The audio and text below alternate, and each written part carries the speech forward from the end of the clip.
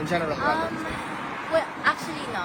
I think you know why I'm wearing shades. Because like I always say, the first visit is always the hardest.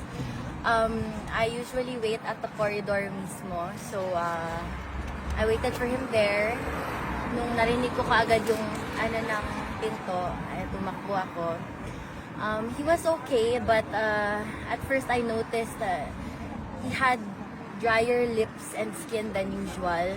That's why I imposed a rule today, kada iinom siya ng Coke, dapat may few sips of water. And then eventually, after he finished about, say, 3 cups of water, nag-okay naman. Natakot kasi ako kasi medyo mapula yung mata niya. So sabi ko baka dry.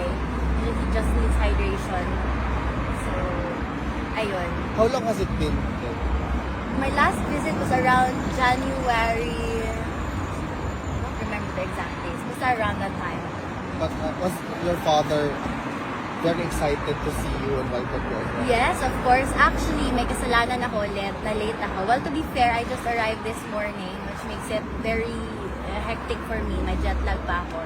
I overslept a bit, but nakasunod naman ako. And balita ko, I asked the guard obviously na kung kumain na siya. Sabi niya, wala daw kasi 1:30 exactly siya naghintay. Sabi ko, hala. So, kaya medyo madami siyang nakain during the visit. Yung pancake na gusto niya. And ayun. Good, let's go to Davao.